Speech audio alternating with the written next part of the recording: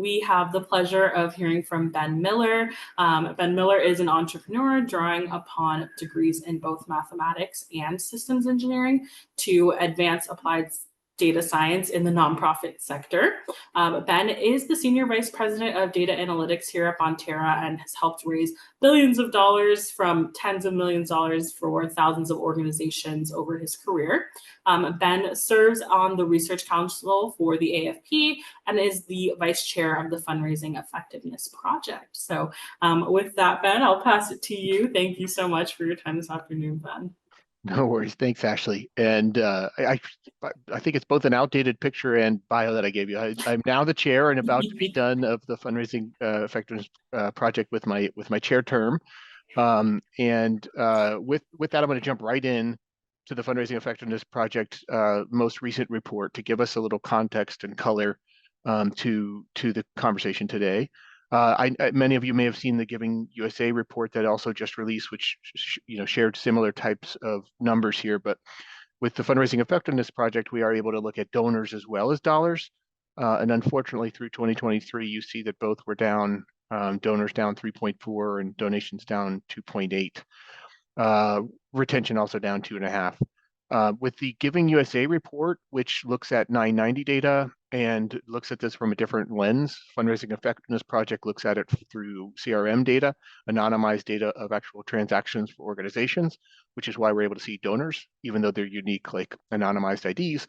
We can at least see whether they gave again or didn't give again, and it gives us additional insight. With Giving USA, they actually showed a slight increase, nominal increase, but when adjusted for inflation, it was decline in dollars as well. And so the picture here isn't great, but then if you look at a longer term, and I know this is only through 2021, but it did continue through 2022 and 2023, which is the dollars have been increasing. So this is looking at a 10-year period, each at 100% in 2012. And you see the light blue bar increasing all the way up to 172% in 2021. And we just showed in 2023, there was a little bit of a decline there, both in dollars and donors, whereas the donors have been declining. And so we've seen this like widening gap, which, is worrisome. If you look at other reports out there, some from the Do Good Institute show volunteering going down. The Lilly School of Philanthropy has done some research related to what is called a philanthropic panel study, which actually surveys 7,000 families, and they show a decline.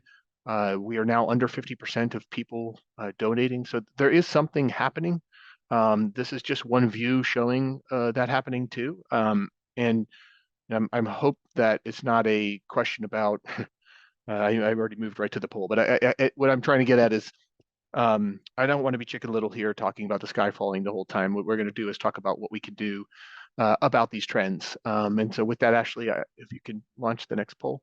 And this is a question about how do you recognize Giving Tuesday? How did you recognize Giving Tuesday last year?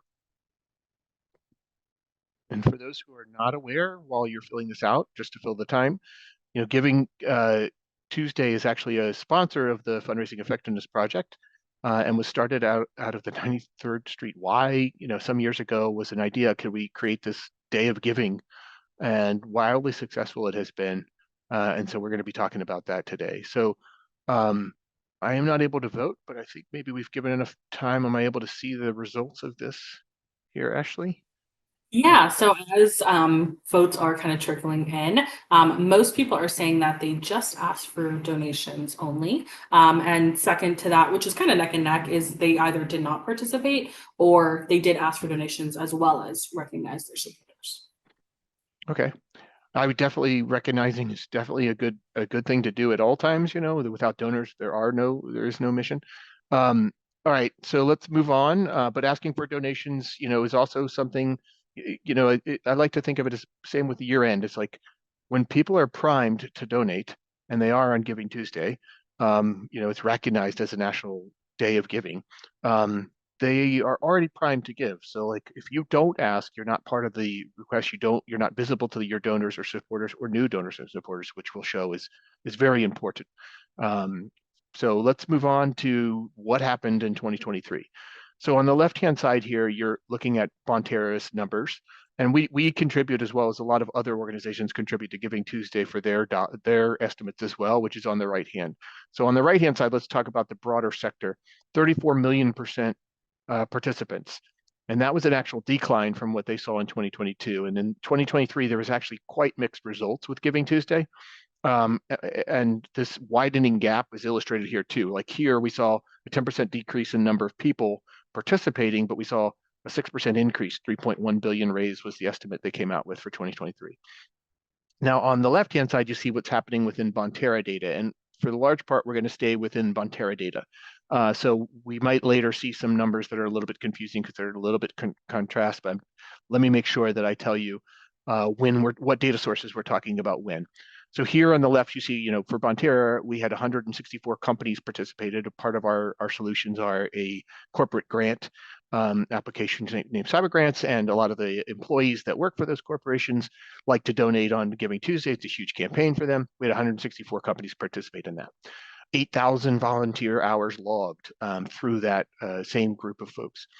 $130 million raised through our solutions, 32,000 nonprofits supported, 281,000 donors, and 22,000 company matches made. And matches can be a really big thing to do on Giving Tuesday as well. So this is to illustrate that, like, when we pull out our statistics from the data, that we do have a significant amount of data that we were able to pull these statistics out from, and so relatively significant as far as statistical significance here. So with that, I'm going to jump in and show some of those findings.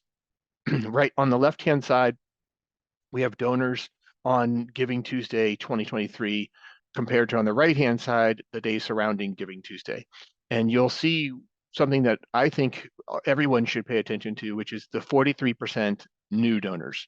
So on Giving Tuesday, 43% of the people giving are the first-time donation to a nonprofit.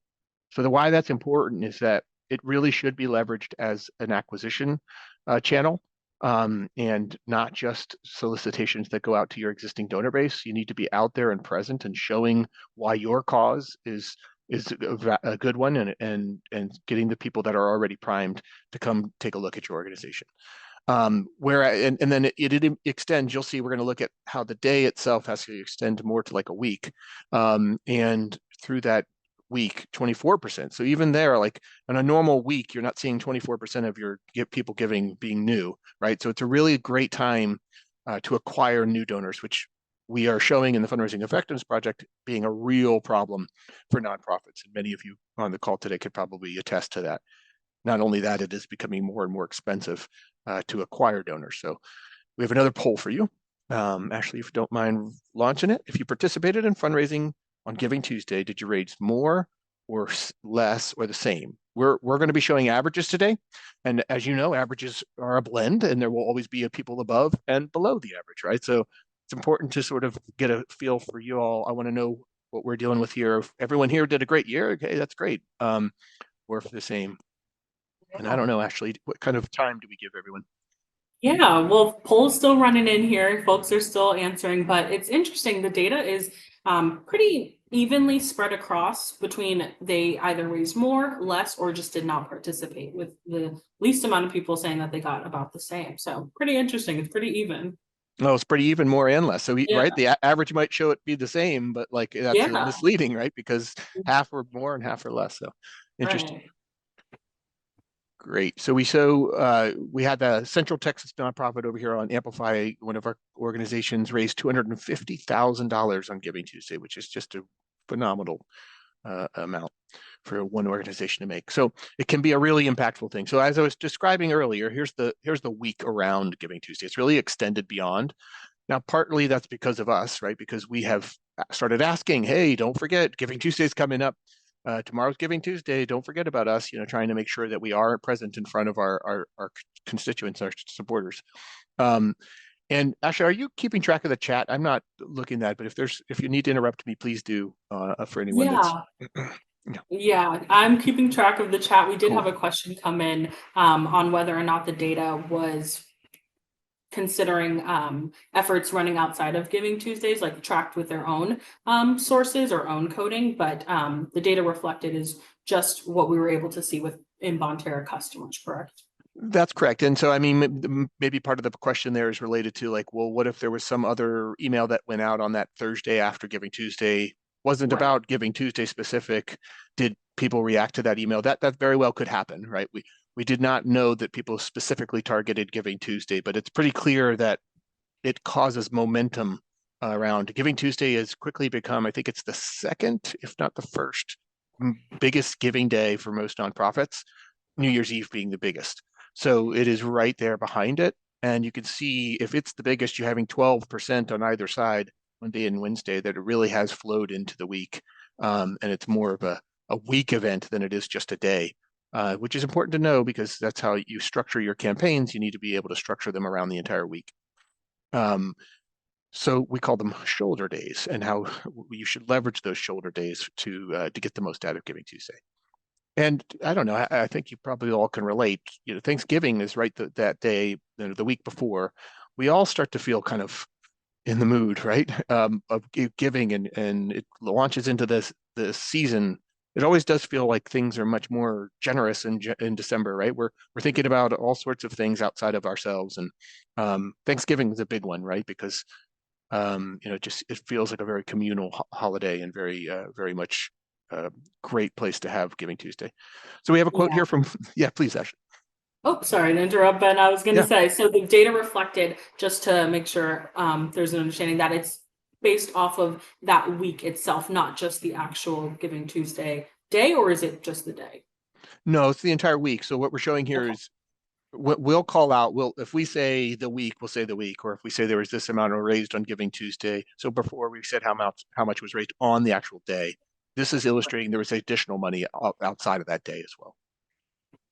Thanks for And, clarifying, Ben. yes. And so Woodrow, who is the chief data officer at Giving Tuesday and a big supporter of the Fundraising Effectiveness Project, illustrating here, 34 million Americans engaged by giving voices time, and that's also important. We're showing donations, right? But people volunteer on Giving Tuesday as well, to make a better place. And my hat's off to Giving Tuesday; they've done a great job at building this event and beyond, and really pushing us to think about giving in different ways. So thank you, Woodrow. Bonterra is a proud partner of Giving Tuesday and those results. Okay, so what are the key findings from last year?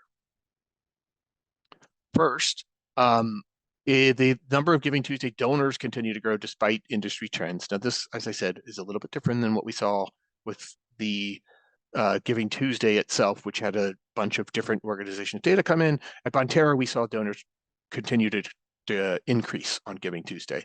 And what's interesting, through our GiveGab solution as well, is that we also have giving days that happen outside of just Giving Tuesday, which is over to the right corner here. And like I said, you see New Year's Eve is a really big day. But one of our bigger giving days also happened in April when a university raised a lot of money using a giving day, and a lot of universities in higher ed have started to do this, create a giving day that's outside of Giving Tuesday.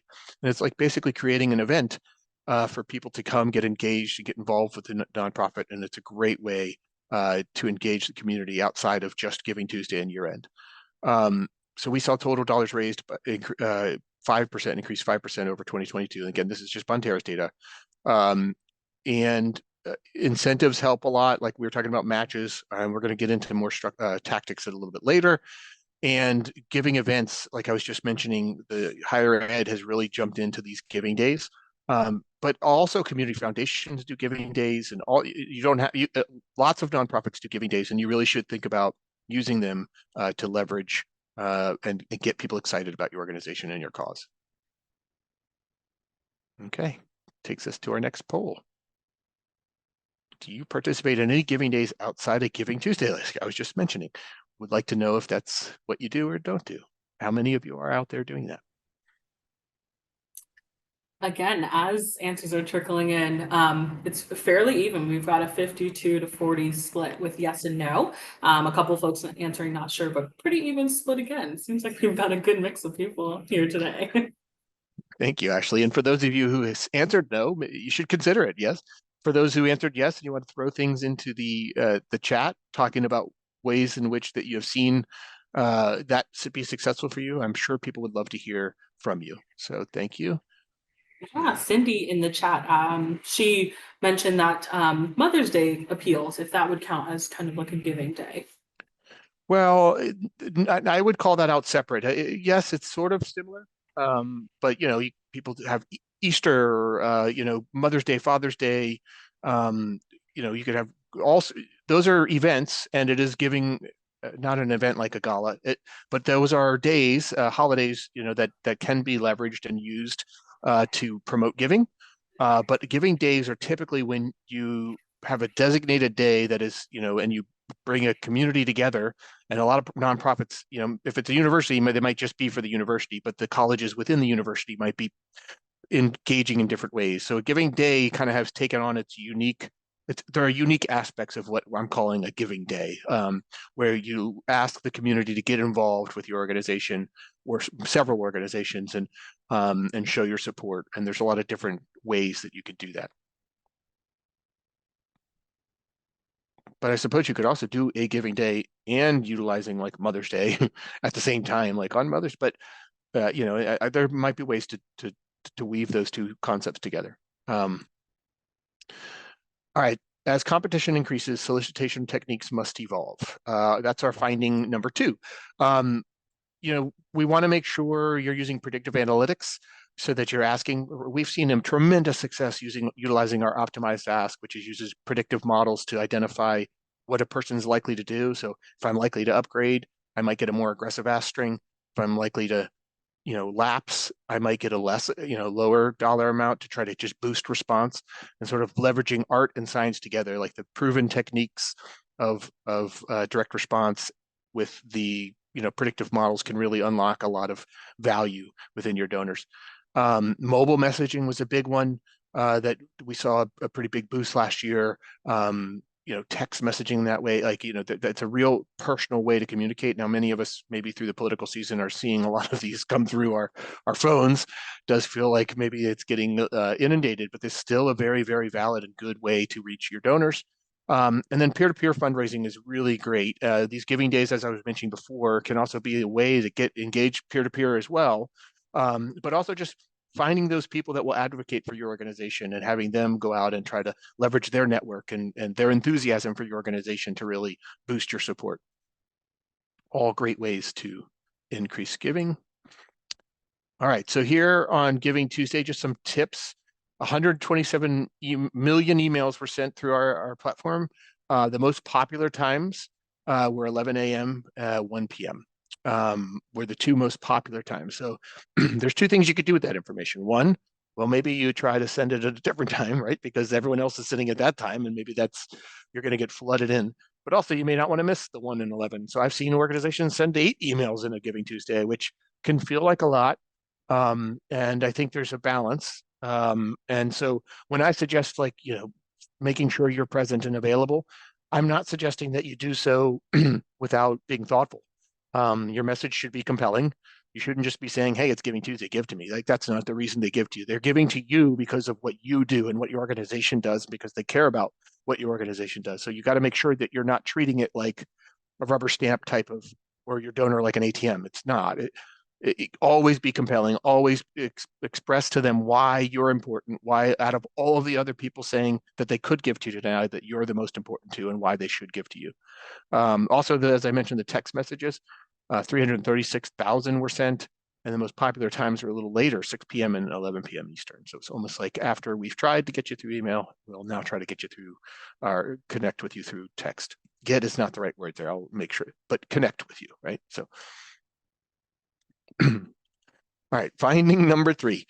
I'm starting to lose my voice a little bit, so I got to be careful. But Giving Tuesday is not just about donations. This is very important, because as you build engagement with your supporters, like I mentioned last slide, you don't want to treat them like a bank or like an ATM. And one way to really involve, is to let them volunteer, to let them contribute in different ways. Some people can't give $1, but they can come and help feed people. They can come and build a garden, help with some landscaping, and help the community look better. They can give their time, and this builds the connection stronger with your supporters, with your donors, and a connection closer, not just with your organization and the supporter, but also with your participants or people that you're helping. So if you're helping, at a food bank, as an example, letting people see and connect with the people that they're actually helping is really, really valuable to illustrate the value of what your nonprofit is doing, right? I can see the impact of what you're doing firsthand, and that's really, really powerful.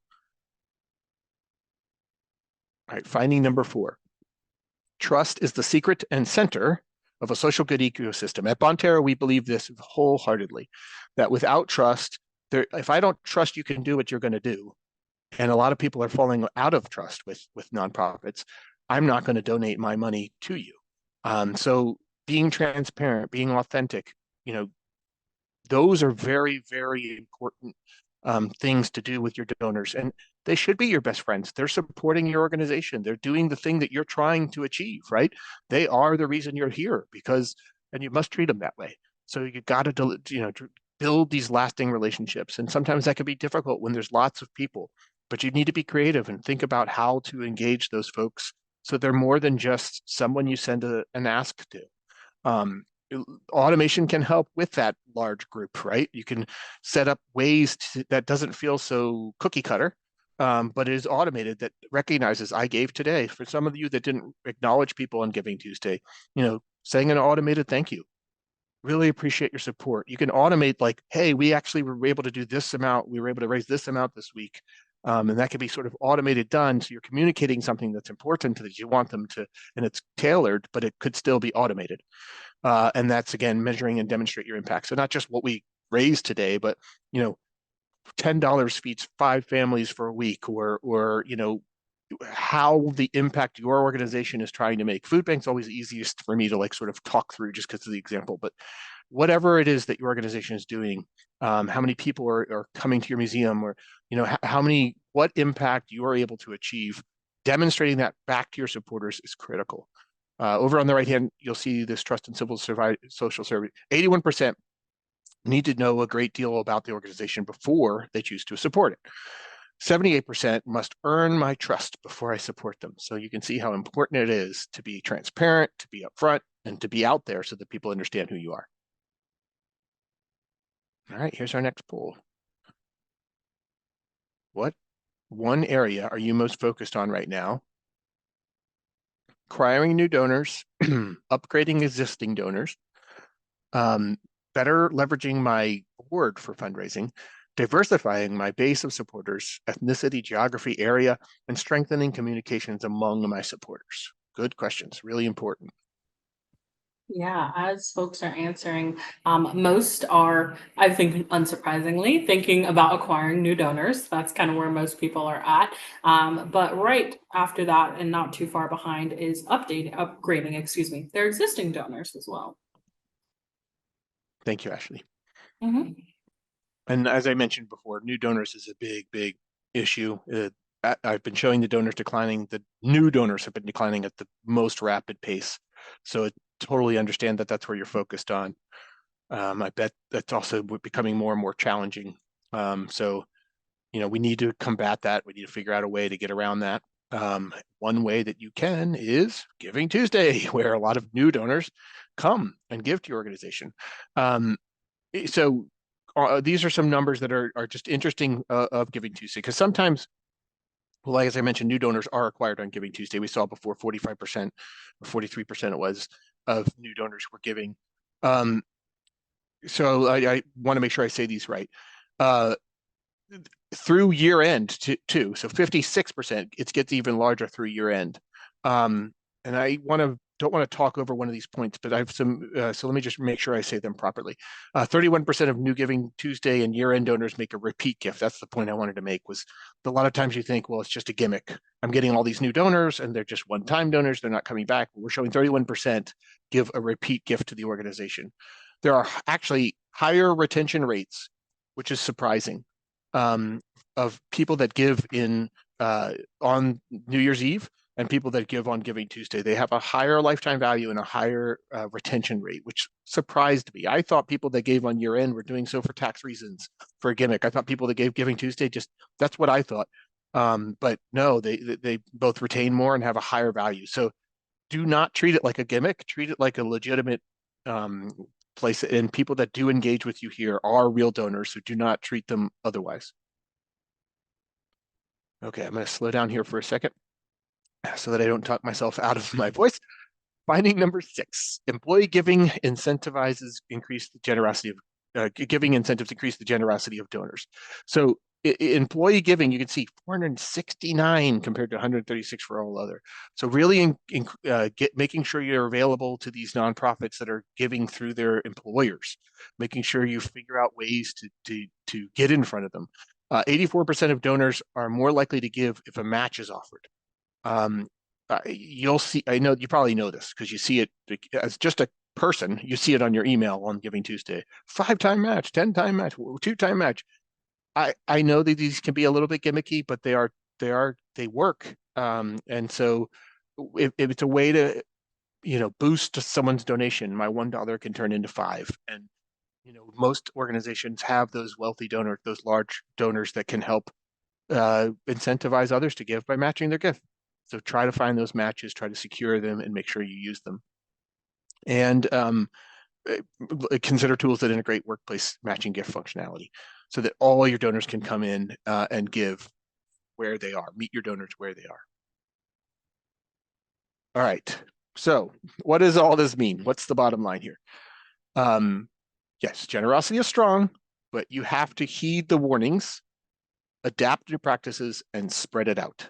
And what I mean by that is heed the warnings of, okay, we are seeing a decline in participation in society at large.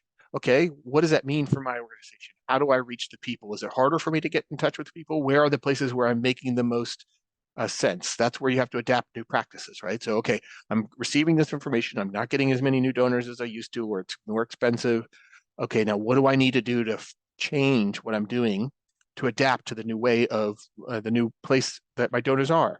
And then spread it out, right? This is meant to be test. Try Giving Tuesday through text. Try, Giving Day on Mother's Day. Try to spread out, find what works. And then what works, just, that's where you can start to say, okay, here's a solution for this problem. I was seeing that new donors are flowing, but I'm really able to get them over here. So I'm going to go ahead and leverage that and use that. But always diversify, always try to figure out more ways to engage. And actually, I just see that I think I'm speeding through. I think it's okay, I guess, that we close through before an hour, give people some time back. But I know that I'm speeding through here, and I just want to check in with you. Is that all right? Yeah, all well. We have some good questions that have come in, and I'm sure more will come in, so we can spend a couple minutes for the Q&A there. Okay, But cool. yeah, we're all good. All right, wonderful. Thank you, and thank you all for having those questions. All right, so here's some of the key takeaways I want you to walk away from here today. Giving events motivate your donors, like we talked about. Mother's Day does too. Thanksgiving does too. Easter does, but also giving days do. And people want to be involved. They want to give, and so make sure you find creative ways to allow them to give. Right. Experiment with a mix of communication channels, not just email, not just mail. Try mail, email, text, phone, even face-to-face canvassing. That you need to be out there and find the right mix, and find the donors where they are. It does not have to be about money. If everything you ever talk to your supporters about is just money, they will eventually tire. They are not banks. They do not have. They want to know what they're doing is impacting people in a good way. Talk to them about that. Give them ways to engage with your organization. Let them see firsthand for themselves. Let them be part of your solution, more than just here's $20. Building trust with donors is also essential. So report back. Here's what we did with your money. Show your annual report.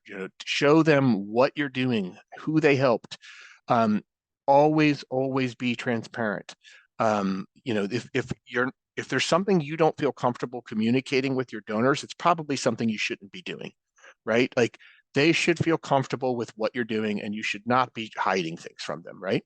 Um, Donor stewardship starts now, right? Like you should be treating these people as what they are. I remember saying, this business. It was like 20 years ago, and this consultant came in and was trying to help the business. Like, treat your clients like they are your best friends.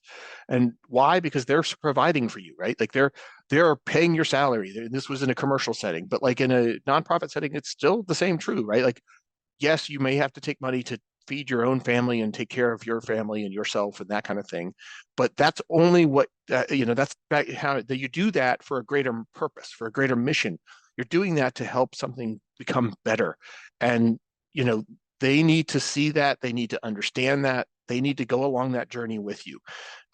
So treat the people that are doing that, who are giving their own hard-earned money to for that greater good, for the greatest good, to make sure that they understand how much they are appreciated and how much impact they have and have been making.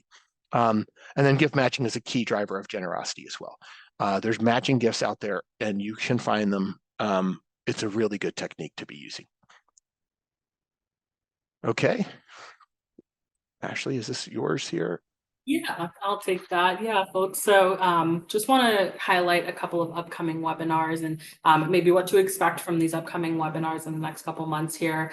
Next month, we'll be talking about boosting your engagement with mobile messaging and how to leverage that.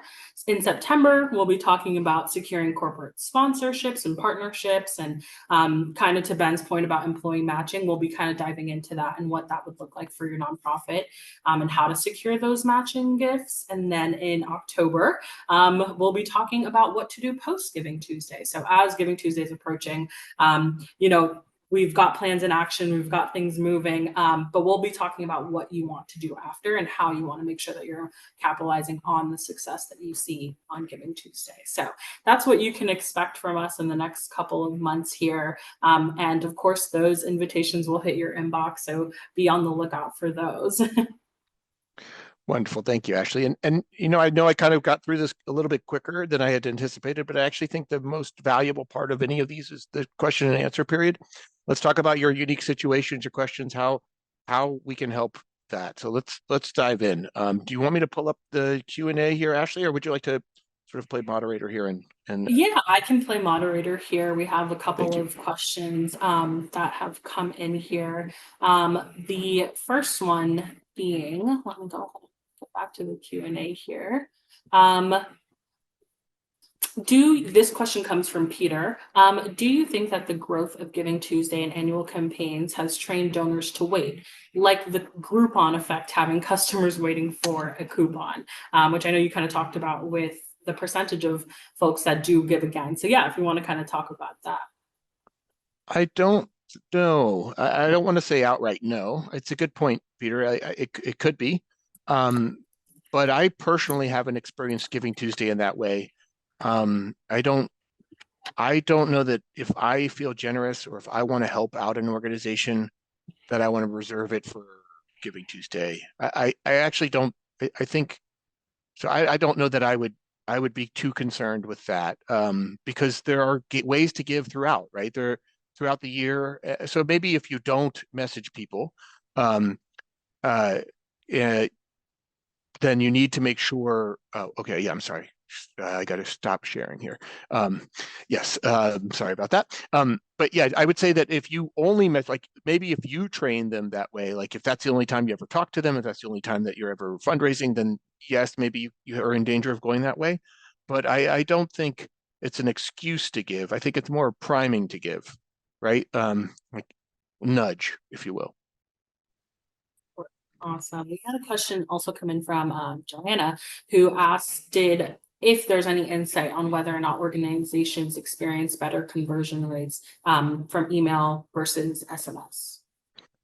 I only can say anecdotally, which I want to be careful about because I'm going to be shooting from the hip here, but I know that SMS has seen a big uptick in donations and has had, and it might be sort of like in a sweet spot right now. I do believe it has a better conversion rate, but we will need to confirm that. I don't want to state that without having data support it. This is just off the cuff, so please, maybe we can try to reach back out if we can find that data and share as something after this.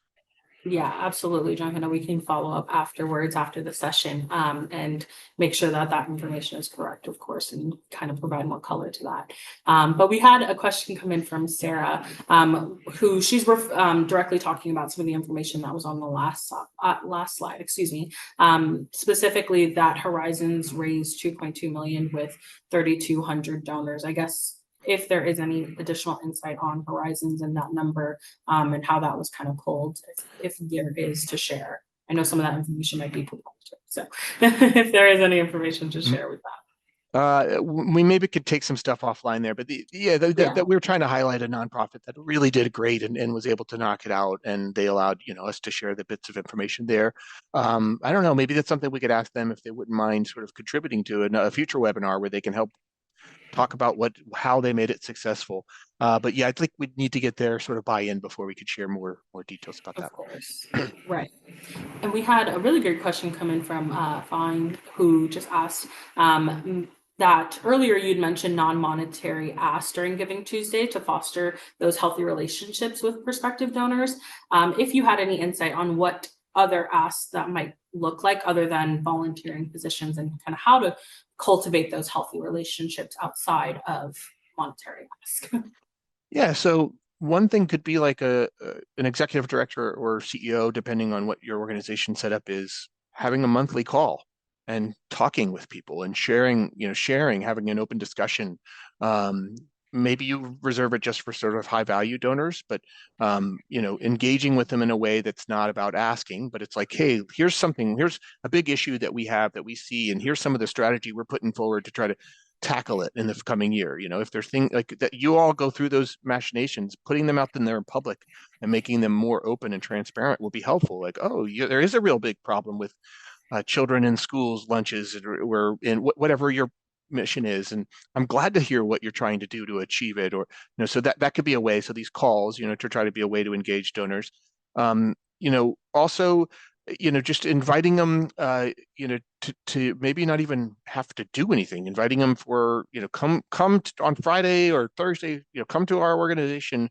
We're going to have a reception where we just want to say thank you and mingle with other people that want to do the same good that you're doing, and maybe you are able to have like somebody you've helped there to like talk about that and showing the impact, and not it being an event gala where you let's bid on this thing and get and bring in donations, but just like a genuine look, we just want to celebrate some of the work we're doing here, and we're inviting you to come celebrate with us.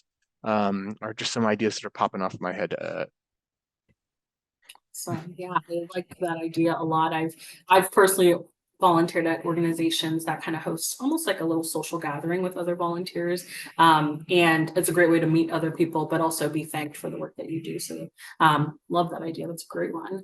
While we wait for some additional questions to trickle in here, just want to say, folks, if you are interested in learning more about Bonterra specifically and some of the tools and services that we have to offer and how we might be able to help you all prepare for Giving Tuesday and really maximize your success, I want to go ahead and launch another poll here to see if you are interested in having one of my colleagues reach out to you after today's session and kind of start that conversation. This is also if you have any questions that you think might be better suited for a one-on-one conversation. I'm happy to get that set up here. So I'll have that poll launch, but I'll leave that open for a couple seconds here while some more questions trickle in here. And I could take the one from Stephanie over here. Yeah. About says our org is concerned about Giving Tuesday enthusiasm and capacity this year, given the election a few weeks earlier. Any thoughts? Yes, I just did some analysis, and my team is actually doing some analysis on this very thing. We have a unique insight into people and giving in during the election and during nonprofits. And what we have found is that they do not want what the saying used to be. Peter does not, steal to pay Paul or I can't remember the thing, but no, like people are not giving to an organization because of the election. What we're finding is that they kind of rise together, but the decline when it's a non-election year only happens for the political side. It doesn't happen for the nonprofit side. So we're not showing a big impact on nonprofit giving when it comes to elections even during presidential elections where giving is usually really, really high. So I don't think that Giving Tuesday There might be, who knows what's going to happen after the election. There could be a lot of news happening and could be a lot of things being talked about at the time. But I think people will still and always be receptive to a Giving Tuesday and hearing that and wanting to be part of improving society.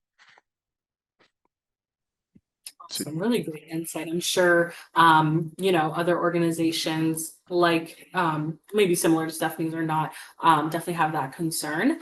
So really great insight that shouldn't be as much of a concern as it might be. Awesome. Yeah, well, we have a couple minutes here. I want to give folks a couple seconds here to trickle in any last minute questions, like I said. But in the meantime, Ben, again, thank you so much for your time this afternoon. This was a really great session, really insightful, and a great look at what took place last year, Giving Tuesday, and lots of key takeaways for folks on the call here. And want to thank everyone for your time this afternoon, for joining us and your engagement. Lots of great conversations happening in the chat and Q&A. So that's always appreciated, and it always makes it nice and fun and insightful. So yeah, thank you again, Ben. Yes, absolutely. And would you want me to try to tackle the question here from Peter? Yeah, we Okay. can have Peter kind of close us out here with the last Okay. question. So suggestions on explaining why Giving Tuesday's giving for a specific program is different from annual giving. It's a good question. I don't think it's different. I think it's just a nudge. It's just for a reason. It's a way to get people. It's a priming effect. If the people, hey, this is a time to give, so I'm going to give. Um, I don't think they think of it like as a donor. I don't think I'm thinking of it as any different than your annual fund. In fact, I don't know what your annual fund really is. I'm just sort of giving to the organization, and I think people think of it in that way. I think we as fundraisers think of it a little different, but I don't think fundamentally it's different. Awesome. Great way to close this out then. Awesome. And again, thank you folks for your time and your engagement this afternoon.